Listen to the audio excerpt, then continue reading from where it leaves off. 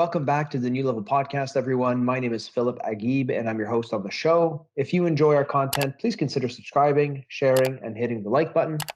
On today's episode, we speak with Christopher Williams, Senior Business Consultant at Tailored Business Solutions. Tailored Business Solutions focuses on streamlining systems, processes, and developing operations to help businesses scale and increase profit. Christopher has vast experience working in the information technology and services industry. Prior to being a business consultant, Chris worked as an engineer at 3SAE. Chris is highly skilled in business processes, SAP Business One, enterprise software, software implementation, and software as a service. Today, we discuss what company stakeholders should ask themselves before beginning their digital transformation journey, the goals companies have when implementing a new ERP system, and the top 3 challenges customers are facing these days. We talk about the importance of change management and support during and after ERP implementations. And finally, what sets SAP Business One apart from other ERPs. Without further delay, I bring you Christopher Williams from Tailored Business Solutions. You are listening to the New Level Podcast, where humans talk about automation. We bring you industry experts and share new ideas that help elevate your business. Join your hosts, Philip Agib and Teresa Foreman, on the journey of automation technology.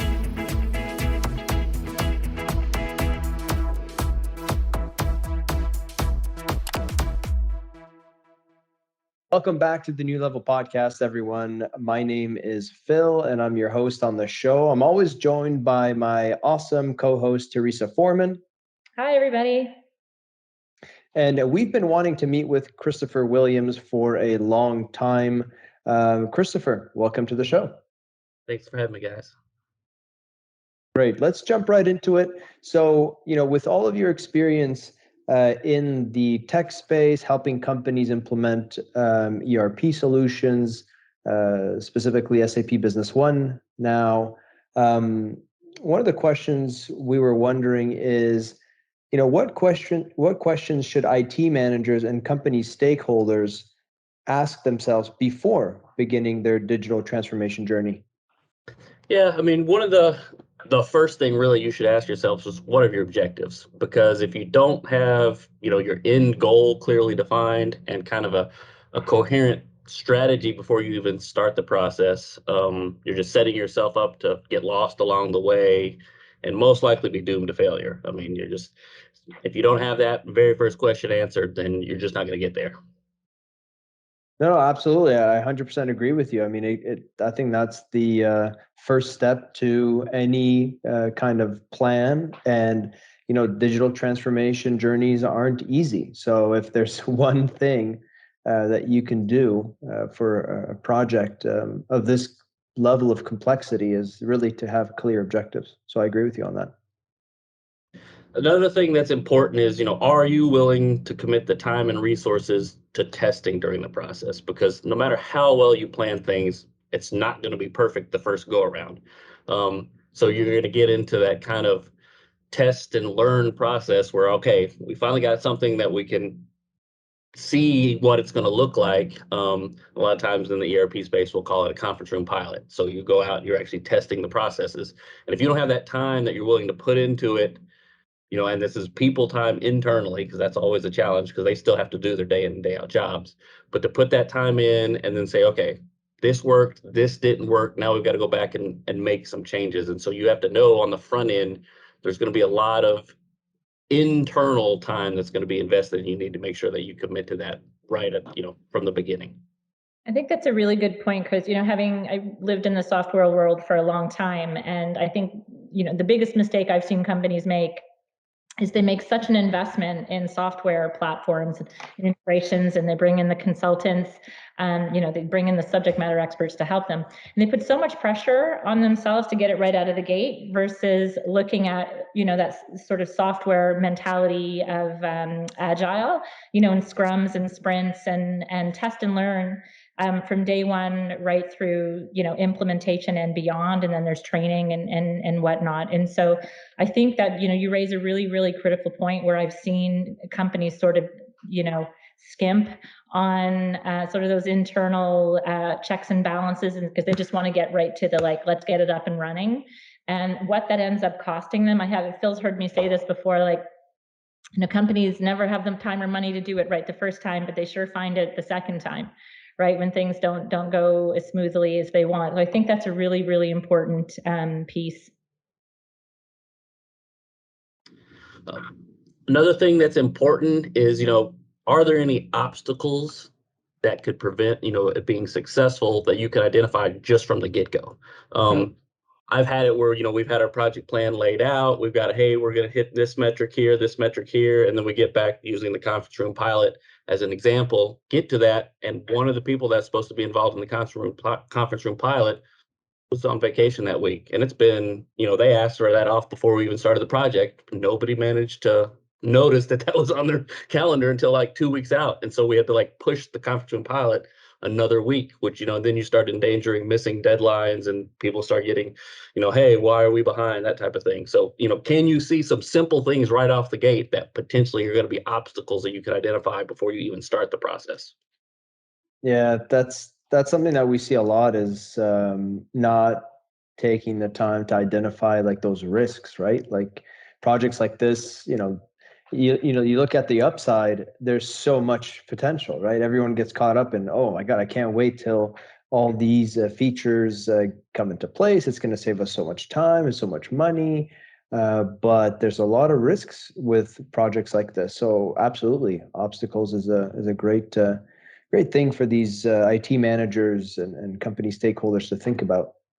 Anything else, Christopher, on the sort of questions that these leaders should be thinking about before starting? One kind of final thing is, are you going to be able to operate at 2 speeds? And when I'm saying that, I was like, you still have to run your business and you can't disrupt it, during the implementation process. So that's kind of the slow and steady. We got to keep doing what we do.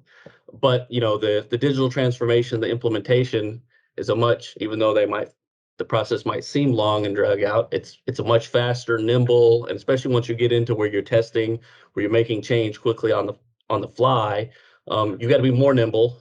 And even after go live, it's still an ongoing process that you're making tweaks and changes.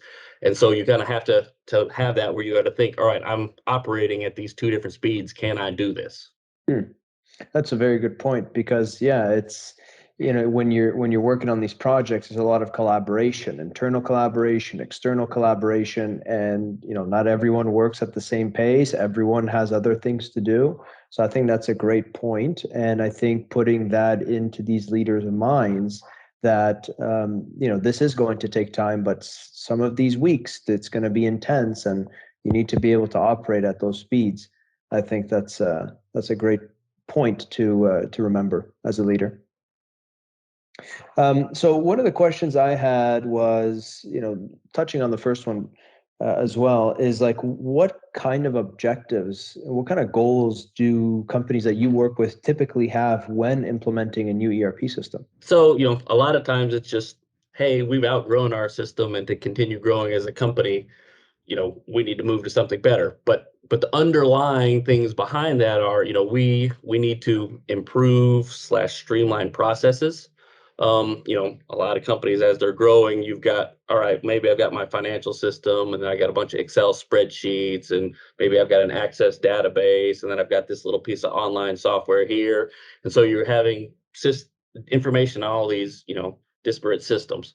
And you're wanting to hopefully create a single system of record, or at least the master system of record.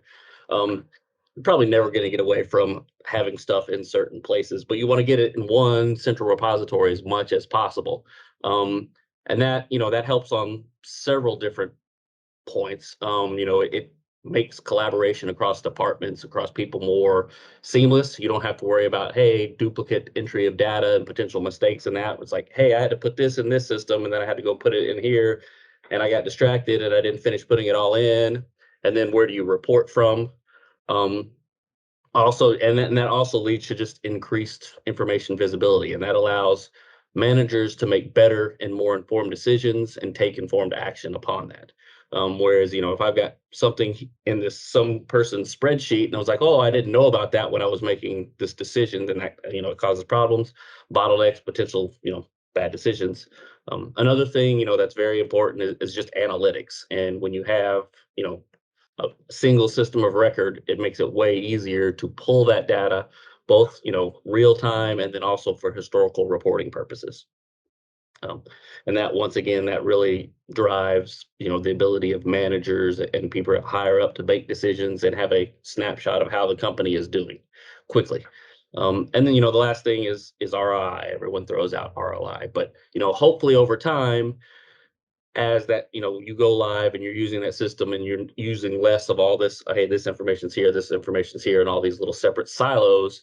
You have to train people on less pieces of software and, more places. All right, go here, go here, go here to get this, and this. So it just makes onboarding even a new employee theoretically easier, less expensive, less time consuming before they can start, contributing. And then, hopefully also, once again, you're not supporting as many applications, and that saves costs both from a support and just, hey, this is what I got to pay for licensing every year for one system versus this and this and this and this. The ROI piece is such a, you're right, there's so much pressure, right, to demonstrate ROI, but it's not, the ROI isn't super concrete in every area, right? Like, you're totally right. There's the quantitative hard costs of saving on multiple software platforms. There's there's even metrics around efficiencies from qualitative sort of efficiencies in terms of time savings. But like, it's sort of that, what is that lifetime value, right? What a year later is that it's still paying off, right? And there's so many intangibles. I mean, there's the tangibles, right? The spreadsheet, the costs, of course, but there's the intangibles, to your point, Chris, like the business continuity, the ability to pull, like, I think one of the most underestimated things is the ability to pull data from one source of truth. And I'm sure you see it, the countless time lost, mistakes made, because there isn't a single source of truth and people are operating off of outdated data or bad data, or, et cetera, et cetera. And so the ROI, I always sort of smile when, a client talks about ROI, because it's not super linear. It's not always super concrete. And some of that magic that happens is what happens, in between some of those things. So it's tricky when you're trying to make a business case to, to your manager, to your CEO, to put in an ERP system or, some sort of software platform, because so much of that is intangible. Yeah, I agree with that too. And like, I also like to bring up the idea that implementing an ERP system also improves like the quality of life of users and staff. Like, I mean, you have some metrics to measure that, but like, it's not that clear, right? Like not how much time is someone saving in doing this task and how much, other important added value tasks they can do, but like how do you measure like someone's happiness level? Like maybe some internal surveys that allows them to report, their happiness level on different, topics before an ERP implementation, after. But like these are the types of things that for some people who don't invest in these surveys would consider intangible, but are definitely part of this ROI calculation. Absolutely, right. Job satisfaction, and like, how much friction are you taking out of people's workflows? Right. And there's not, to your point, Phil, there's not always metrics that exist to capture that. And even if there are, not all companies invest in going to get those metrics. Hi, everyone. If you enjoy the content, please make sure to share with friends, smash the like button, and subscribe. So Chris, one of the things you mentioned earlier around, sort of the obstacles is that business continuity, right? How do you implement a system at the same time where the run of business hasn't stopped? Because, time is money and you still need to move forward.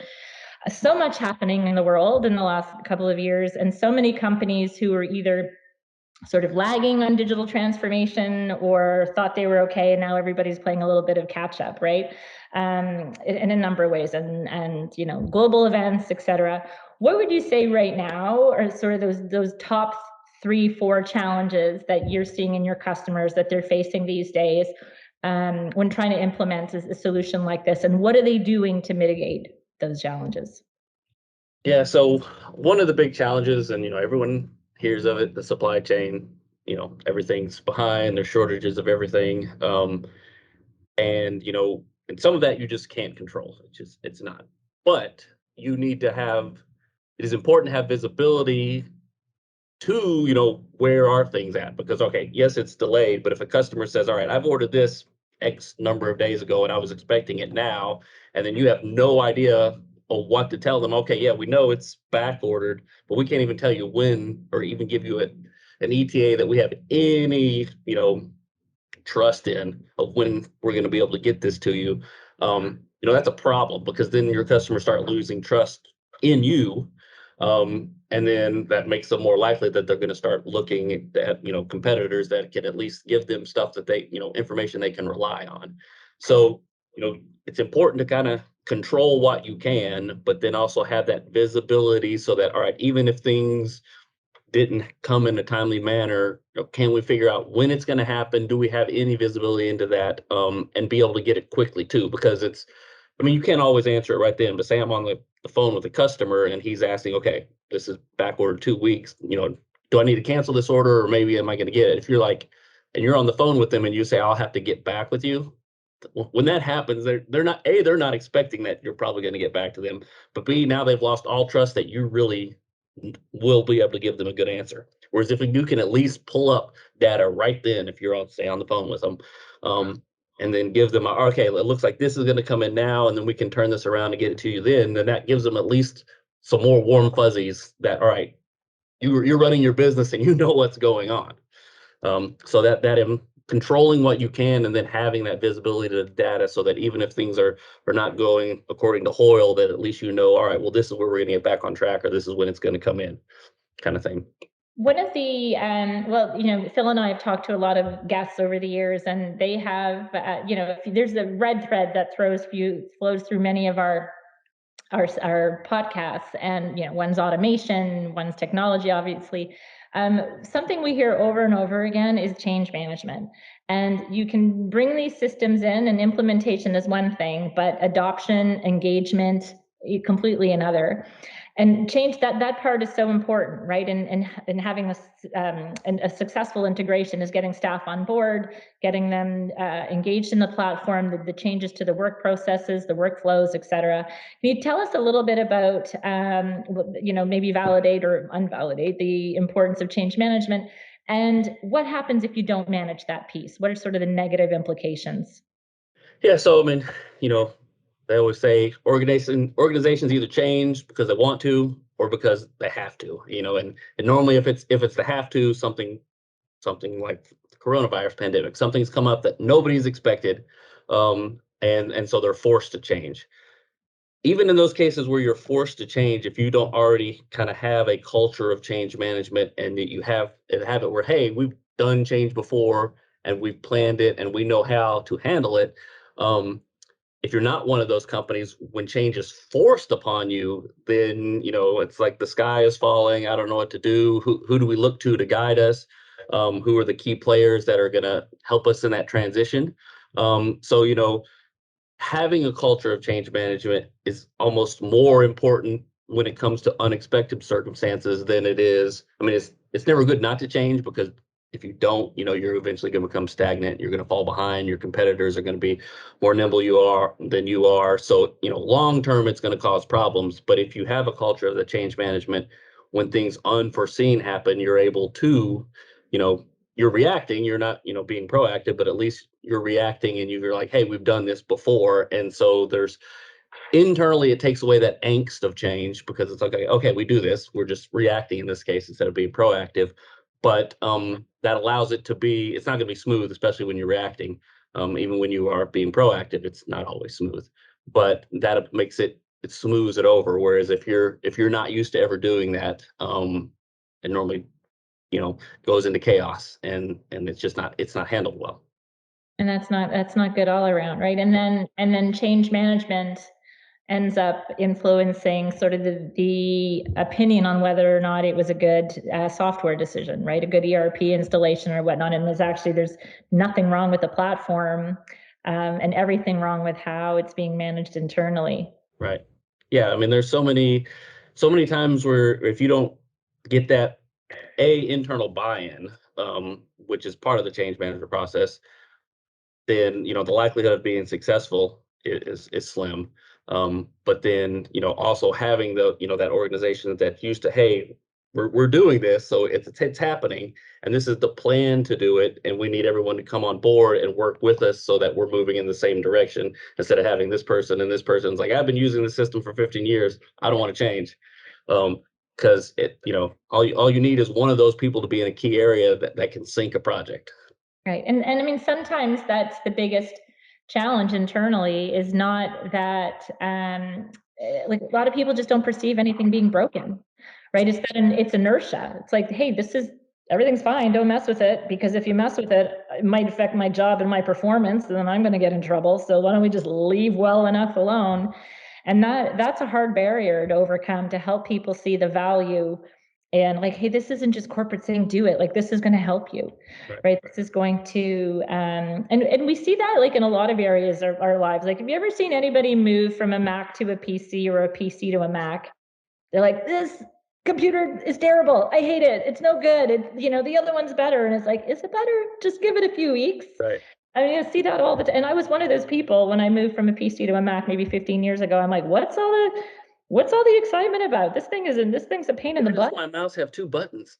Yeah, exactly. And then with engagement and adoption, and did all that stuff, and they're like, oh, okay, I get this. And here's how it's made my life easier. Here's some of the things maybe I don't get that I had on the other operating system, but here's some of the things for my workflow today that it's better for, right?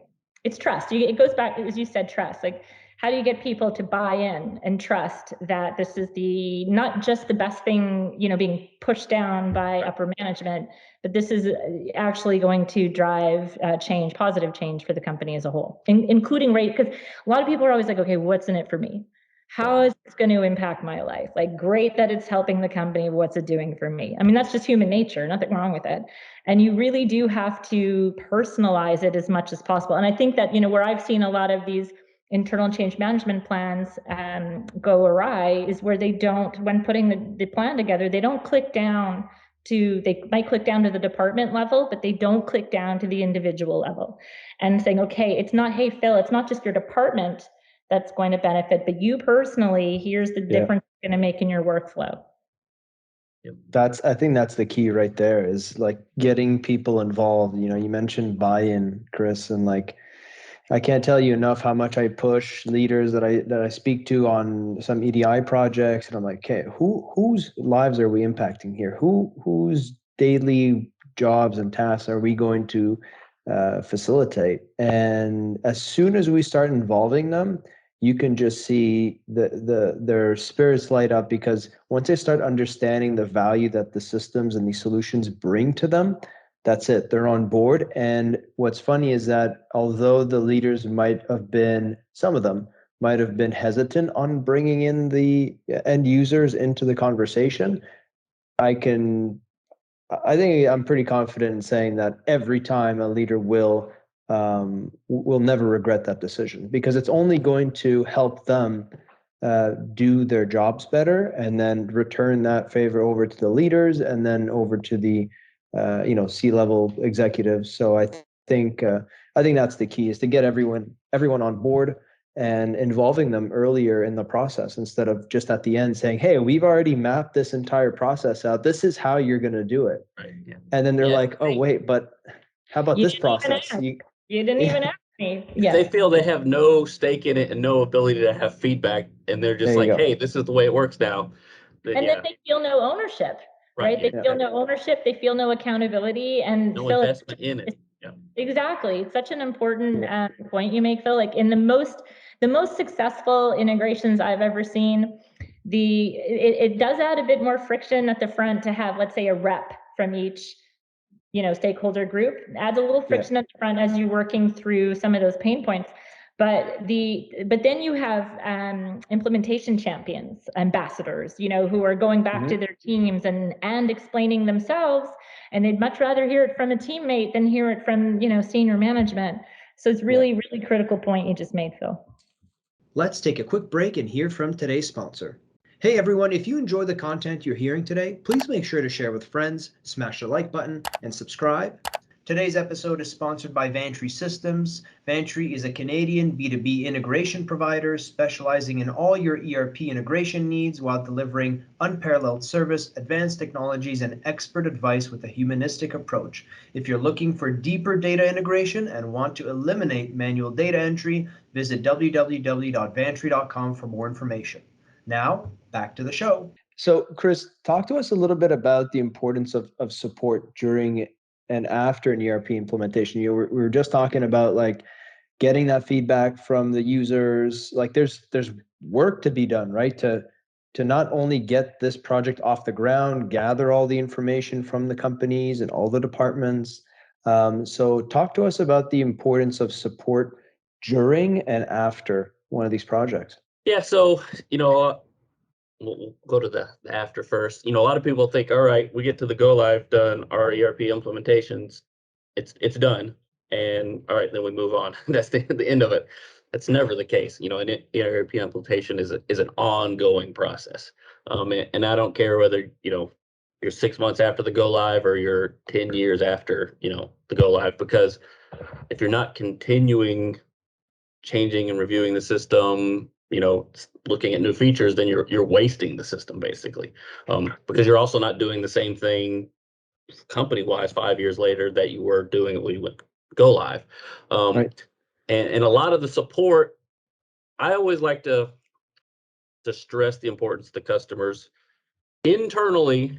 You want to have some subject matter experts internally that people can turn to first, and then the other thing is important is SOPs. The companies never want to pay the consultants typically to document things, and it's a lot of cases it's best that they don't, because they don't, even though they help you design the system, they don't know every little business process that people go through.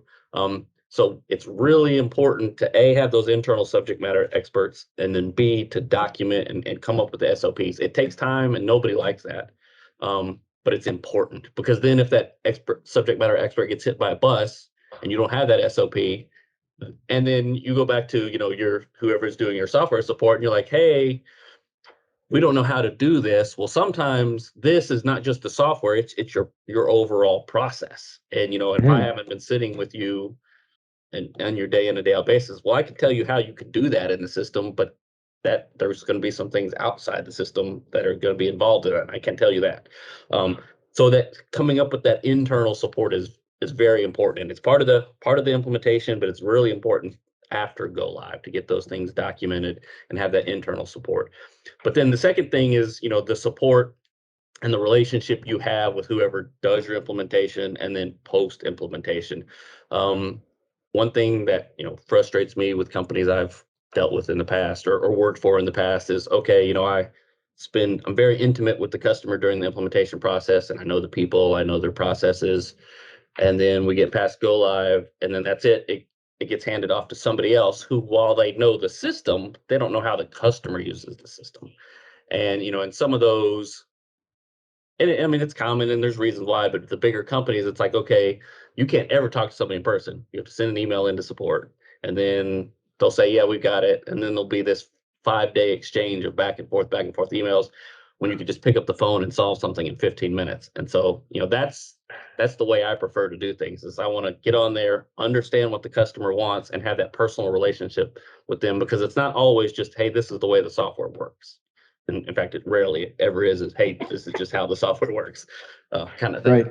Right. Yeah. And that keeps it helps the relationship long term, because if depending on what type of software or ERP you're using, you'll get these customers that just hop from partner to partner to partner because they never feel that they have a relationship with them. It's like, once we get live, we're just a number now. And that's frustrating, can be frustrating on both ends, because especially if you're a support person, you get thrown in and you know nothing about somebody, then you can just feel that kind of negative energy coming from the customer. It's like, why do you know nothing about us? So, it's important, in my opinion, to keep that relationship and establish that relationship both during the implementation, but then maintain it afterwards. think the what you're talking about effectively is relationship management, right? And I think, in so many of these, and so many, anybody that's in the service industry will say, okay, and it's very cliche, but I don't want to be treated as a vendor. I want to be treated as a partner. And it's exactly what you just described. If both people don't come to the table like prepared to be joined at the hip, like they're an extension of each other's team, it's not going to work. It becomes very transactional instead of relational. And the reason for that, in my experience, is so many organizations within the service industry are being perceived by potential clients as commoditized.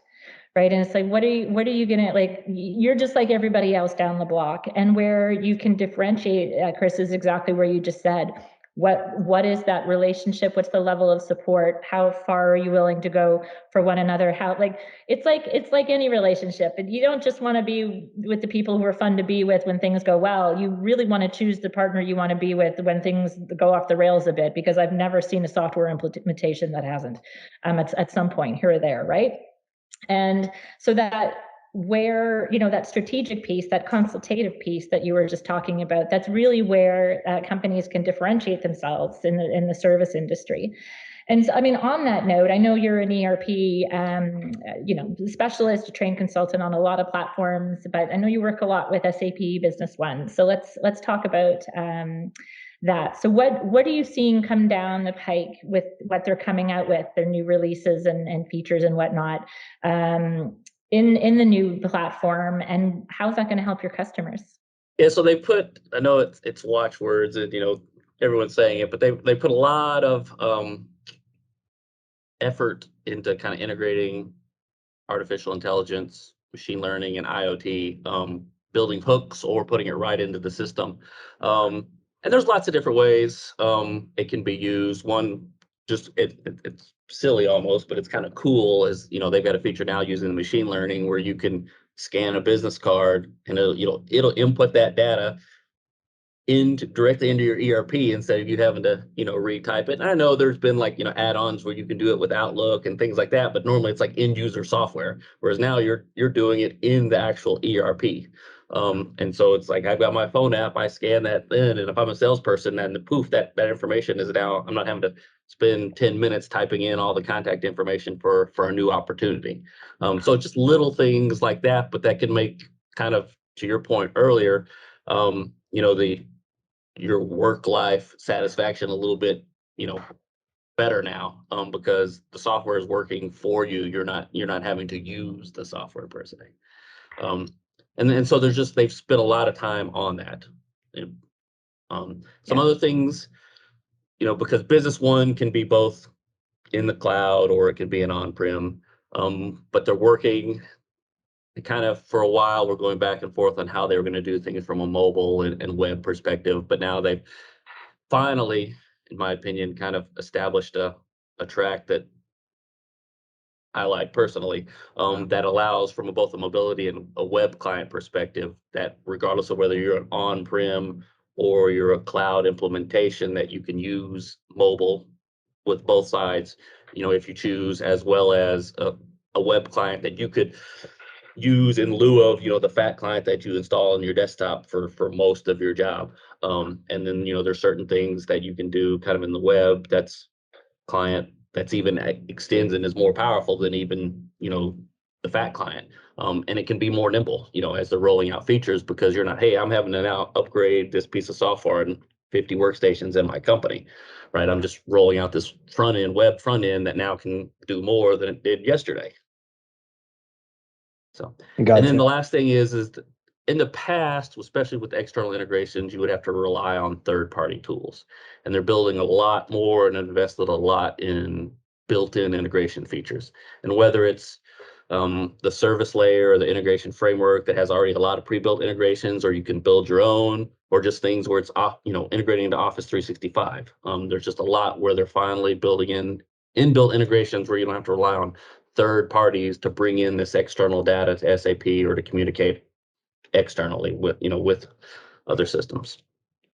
Yeah, I've seen a lot of improvement over the years. At VANTREE, we have a number of SAP Business One customers, And it's a lot of companies in various industries, but it seems like the manufacturing distribution industries like that system a lot. You were just talking about integrating outside data and how SAP is investing in providing these integrations within their solutions. Maybe you can help us share some considerations companies should be looking at when they are integrating external supply chain data coming from outside the organization into Business One.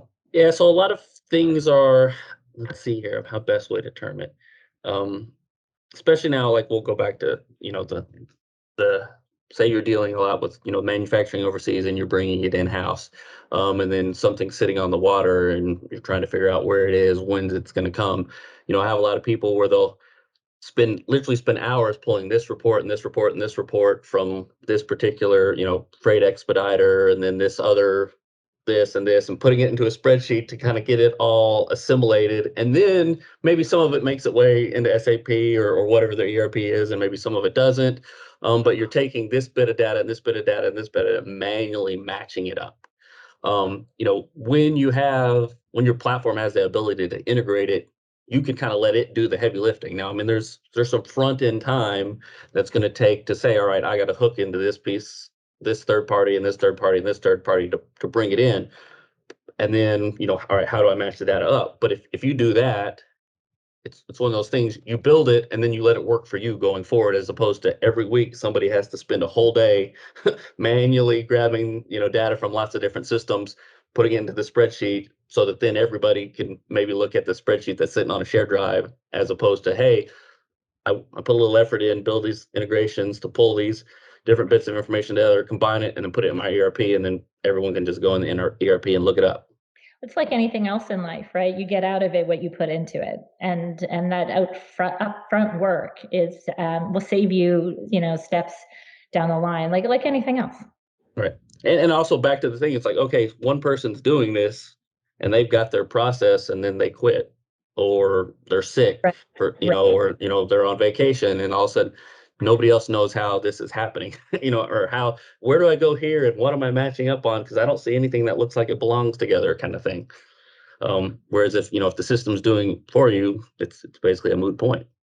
If you really think across, let's say even just IT departments across every organization across the world, if you think how few of these companies have properly documented SOPs, it's scary, because that like so much of the workflow is dependent on one person, their brain, how they like to do it. And if they leave, or, God forbid, they get hit by a bus one day, then it's like, oh no, now what? Yeah, I was going to say the same thing to your point earlier about support and having that human connection with your ERP implementer, because every company has different amount of resources and different knowledge base, different experts based on whatever staff they have on payroll, right, and whatever other resources that they have, whether those are other consultants working for them, and so I think empowering them with the tools that they need to do the right decision will help down the line.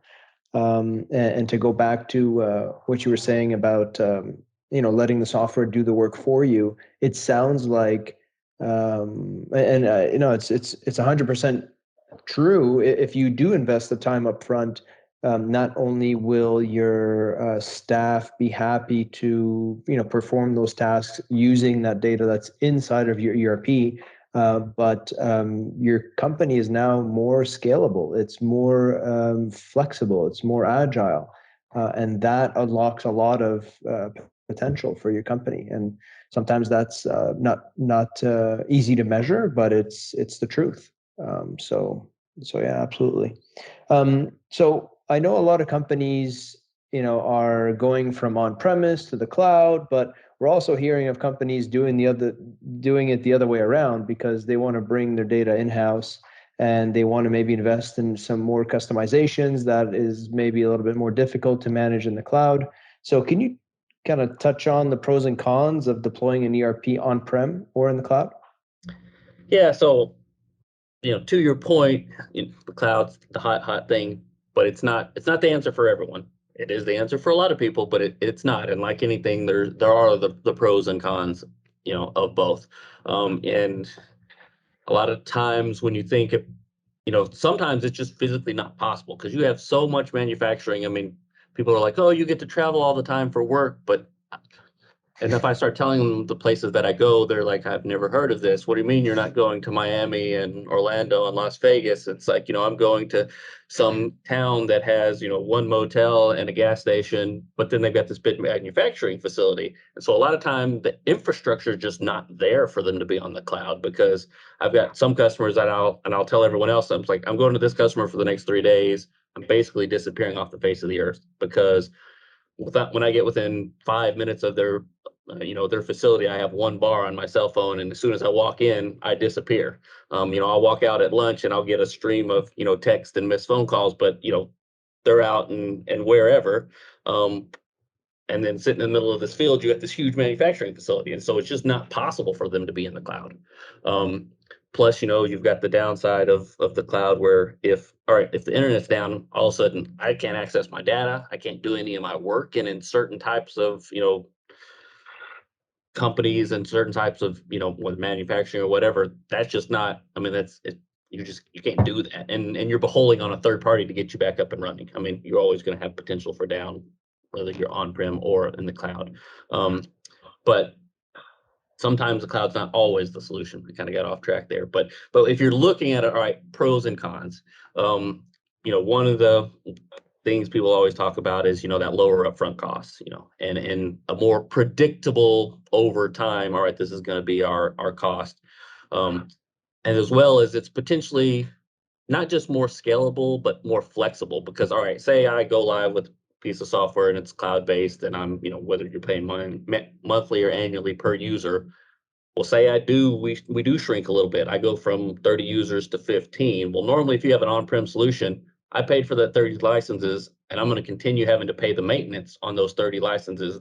They won't let you shrink. Whereas if it's a cloud-based system, I can kind of go up and down from a user count perspective. And so that can, my operating expenses can kind of be more in line with how many people are using the system and how we're using the system. Right.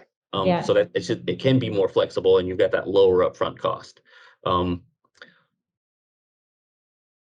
Another kind of, typically positives is they're normally quicker to implement, because you're not having to worry about, okay, I get these servers in place, I've got to have all this networking in place. I've got to set up internal backup plans and all this. You just have a lot of the infrastructure you don't really have to worry about. And as well as the software is kind of, all right, it's already there and running, and I won't say it's as simple as configuring it, but even the implementation part, even if you took out all the infrastructure, it's a lot of times typically faster.